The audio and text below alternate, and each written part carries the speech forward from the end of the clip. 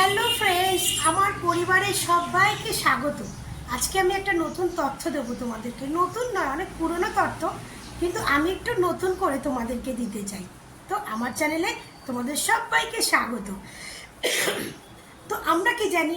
আমরা জানি আগে যখন অপু বিশ্বাস, বাংলাদেশের ঢালিউড কুইন অপু বিশ্বাস যখন গৌতম সাহা দাদা আর বাড়ি সখীর সঙ্গে কাজ করত, চুটিয়ে কাজ করত, তখন পরকীয়া রানীর ভক্তরা এই গৌতম সাহার বাড়ি সখকে কী বলতো জানেন?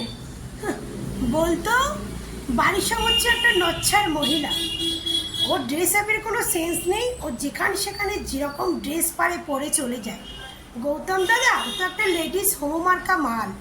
যখন গৌতম শাহ অপু বিশ্বাসকে ব্রাইডাল লুকে প্রেজেন্ট করতো, তখন বলতো ছবি দিয়ে দিয়ে, এই যে আমাদের অপু বিশ্বাস গৌতম শাহর সঙ্গে বিয়ে করলো, তাদের বাসর রাত হচ্ছে, এরকম অনেক কিছু পরকীয়া রানীরা গল্প করতো।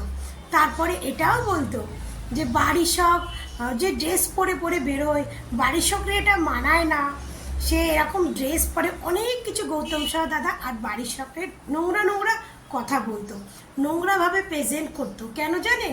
কারণ তারা অপু বিশ্বাসের সঙ্গে কাজ করে বলে। কিন্তু এখন এই গৌতম সাহা দাদা আর এই বাড়ি সখ দিদি এই পরকীয়া রানীর ভক্তদের একদম ফেভারিট হয়ে গেছে। কেন জানেন? কারণ তারা এখন পরকীয়া রানীকে নিয়ে কাজ করছে না, তাই জন্য।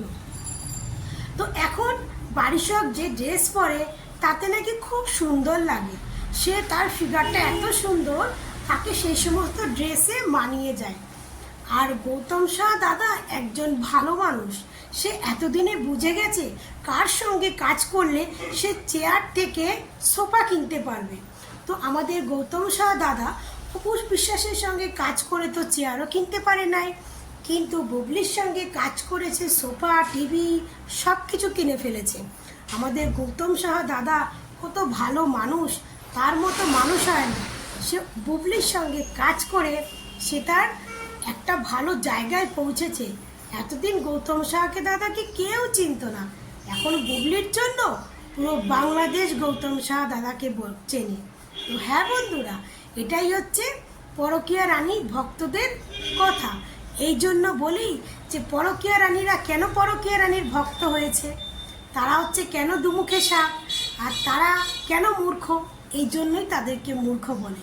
বুঝেছেন? আমাদের বুবলি ম্যাডাম হতে পারে অনেক মোটা বড় ডিগ্রি নিয়ে আছে, কিন্তু সে যে একজন পরকীয়া রানী সেটা তো আমরা সবাই জানি। তার ভক্তরা যে একজন গবেট মার্কা মাল, সেটা তো আমরা সবাই শুনে বেসামাল। তো আমাদের এই পরকীয়া রানীর ভক্তরা যে গবেট মার্কা, সেটা তাদের ভিডিওতেই প্রমাণ করে দিয়েছে। আগে যে গৌতম সাহা খারাপ ছিল, এখন সে গৌতম সাহা ভালো। আগে যে বাড়ি সখ খারাপ ছিল, এখন সে বাড়ি সখ ভালো। আগে সে অপু বিশ্বাসের সঙ্গে কাজ করত, এখন সে বুবলির সঙ্গে কাজ করে। আগে গৌতম সাহার চেয়ারও কিনতে পারতো না, এখন গৌতম সাহার সোফা কিনে শুয়ে থাকে সারাক্ষণ। এই জন্যই তো এখন গৌতম সাহাকে সেরকম একটা কাজে আমরা দেখতে পাই না, কারণ আমাদের গৌতম সাহা দাদা সোফা কিনে সারাদিন সোফায় শুয়ে থাকে, তো সে কী করে আর কাজ করবে?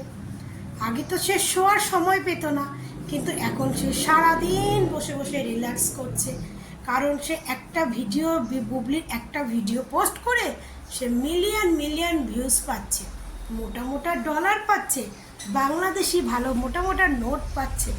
এই জন্য সে এখন সোফায় পড়ে ঘুমাচ্ছে। এই জন্য এখন ফেসবুকে আমাদের গৌতম শাহ এবং বাড়ি সখকে একদমই দেখা যাচ্ছে না।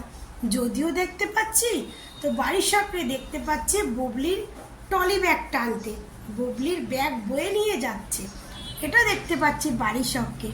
গৌতম শাহ দাদাকে দেখতে পাচ্ছি বুবলি গাড়ি থেকে নামছে গাড়ির দরজা খুলে দিতে। তো এটাই হচ্ছে আমাদের গৌতম শাহ আর বাড়ি সখ দাদার রিয়েল রিয়েল রিয়েল কাজ। আমাদের গৌতম শাহ দাদা আর বাড়ি সখ এতদিন উন্নতি করতে পারেনি, এতদিন অপুর সঙ্গে মিশে অবনতি করেছে, আর এখন তারা তাদের যোগ্য কাজ পেয়েছে, তাদের যোগ্য কাজের সম্মান পেয়েছে।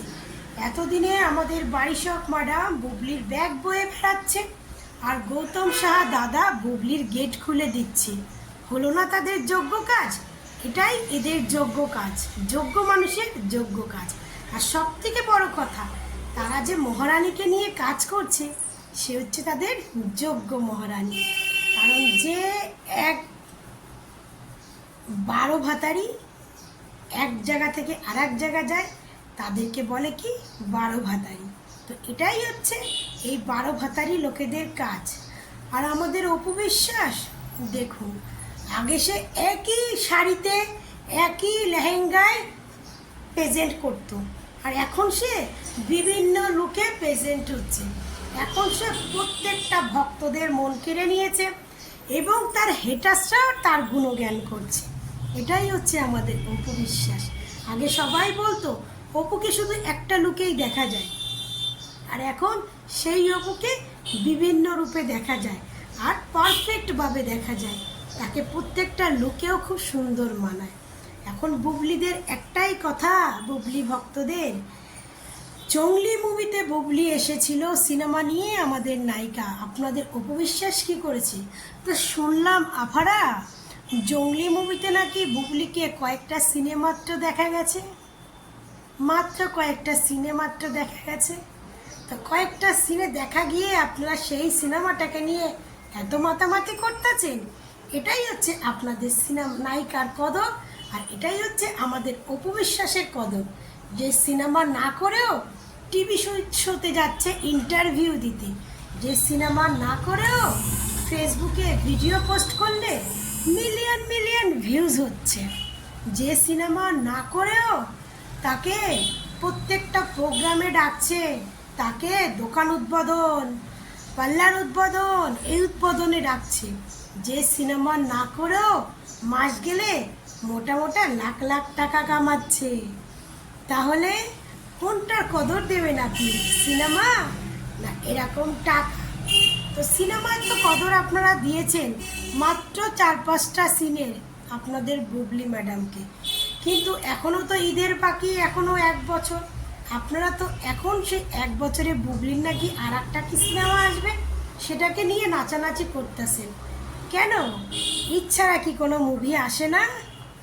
ইচ্ছারা কি কোনো মুভি চলে না বাংলাদেশে?